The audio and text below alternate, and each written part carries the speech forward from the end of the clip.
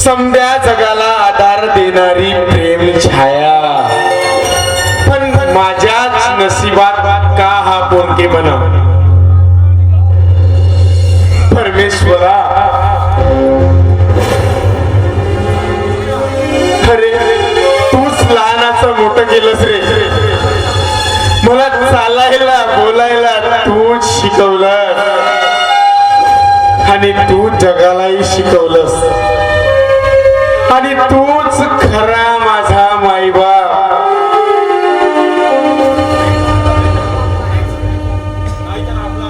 नाहीतर मग आहेच आपला, जिथं तंटा नाही तिथं घंटा नाही. परमेश्वरा, अरे खूपदा वाटतात की आपलेही जन्मदाते आपल्याला भेटावे. खरं अरे आपण बेवारस तर बेवारसच ना.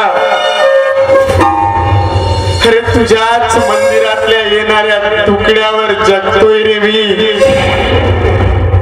कुणी मायेचं वर्ग म्हणून कुणी जवळ घेत नाही रे परमेश्वरा. शेवटी तुझ्या चरणात आपलं आयुष्य.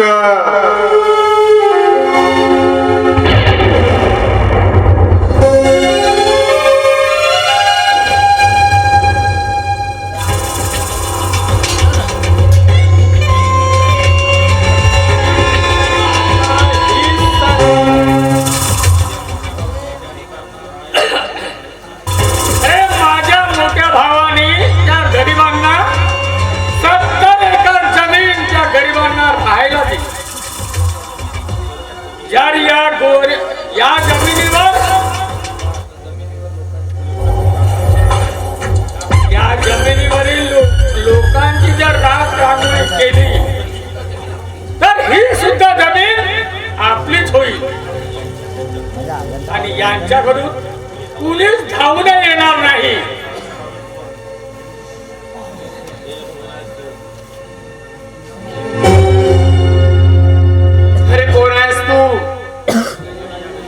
आणि या गरीब लोकांच्या झोपड्या झाडून काय मिळणार आहे रे.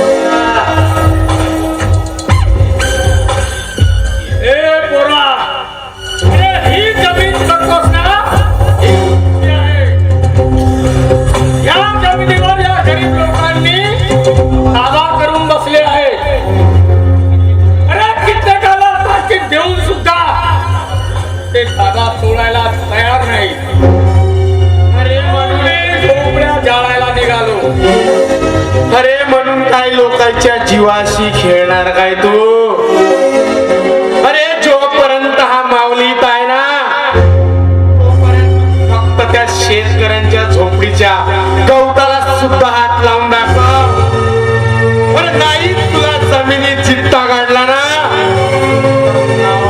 माऊली नाही.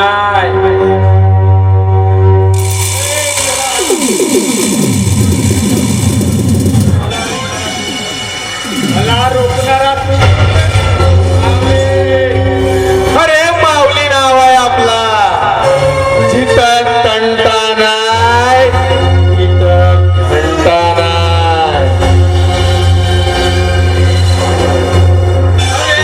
फक्त एकदा हात तर लावून बघ. नाही तुला इतका चित्ता काढला ना नावाचा माऊली नाही.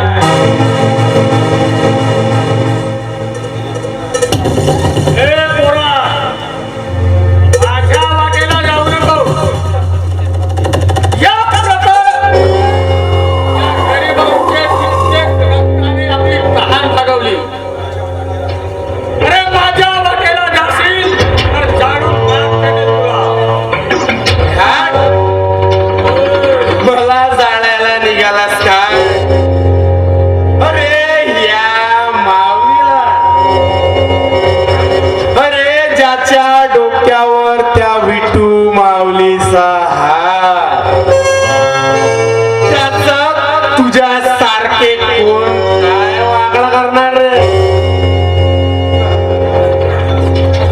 अरे या स्मशानाच्या अंतुरणात आणि याच गाभाऱ्याच्या गाभाऱ्यात हा माऊली वाढलाय आणि जोपर्यंत हा माऊलीत आहे ना तोपर्यंत तुझ्यासारखे भेकड काहीच करणार नाही.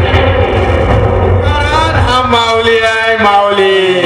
अरे जिथं तंटा नाही तिथं घंटा नाही. बरोबर तुला शेवटचं एकच बजावून सांगतोय. तुझा यातच फायदा आहे की तू आल्या वाटेनं वापस जा नाहीतर तुला मागात पडेल. ऐ, तू असं काय म्हणतो? तुला दाखवतोच आता.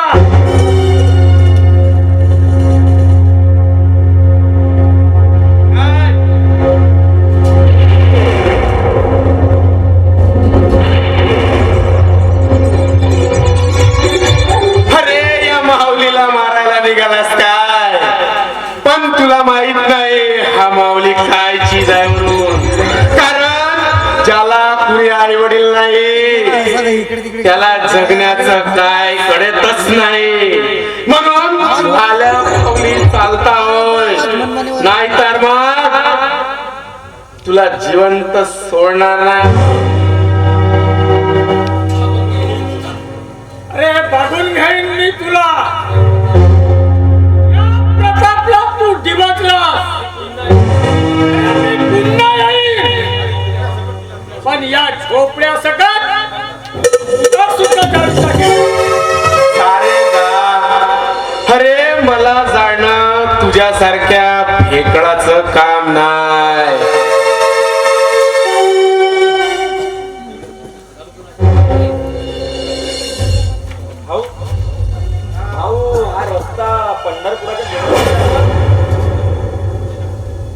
होय पण इतक्या रात्री कुठं निघाला? रजत बाबू तुम्ही जिवंत आहात? कोण रजत बाबू? अरे आपलं नाव माऊली आहे माऊली माऊली. अरे या पंढरपुरात फक्त आणि फक्त दोनच माऊली. एक तो विठू माऊली आणि हा दुसरा माऊली. अरे तो भक्तांच्या वेदना दूर करतोय तर हा माऊली समाजातल्या निस्तनाभूत लोकांना जे निस्तनाभूत करतात त्यांचीच वाट लावतो. पण हे कसं शक्य आहे? खरंच याला देवाचा चमत्कार म्हणावा की तुमचा पुनर्जन्म? खरंच भाऊ तुम्ही आमच्या रजत बाबू सारखे दिसता. अरे जगात एकसारखे दिसणारे लोक असतातच. अरे तुझा रजत बाबू खूप मोठा साहेब असणार रे. आणि आपण या देवळाच्या गाभाऱ्यात वाढलेले. पण चेहऱ्यावर तोच तेज, तोच चेहरा, तसाच शरीर बांधा आणि अंगात सत्याची धमक. कदाचित तुम्ही स्वप्न तर बघत नाही ना? अरे भंकस करू नकोस. अरे हा योगायोग असेल. आणि हो तू स्वप्न पाहत नाहीस तर या माऊलीला प्रत्यक्ष बघतोय.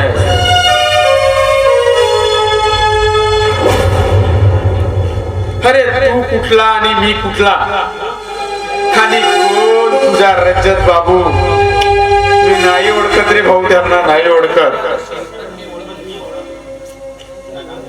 दादा अरे तू जरी ओळखला नसशील ना तरी मी मात्र तुला ओळखलं रे. देवा परमेश्वरा पांडुरंगा, खरंच तुझी महिमा खूप अपरंपार आहे रे. अरे एकाला हिरावलंस तर दुसऱ्याला भूत तलावावर आणलंस.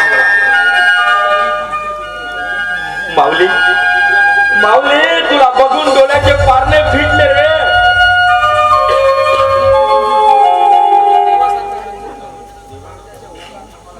माझा देवासारखा रजत बाबू काळाच्या ओघात वाहून गेला.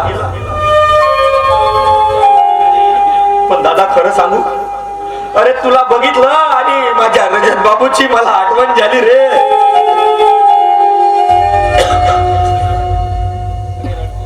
अरे रडतोस कशाला? अरे ही दुनिया मायाजाल आहे रे वेड्या.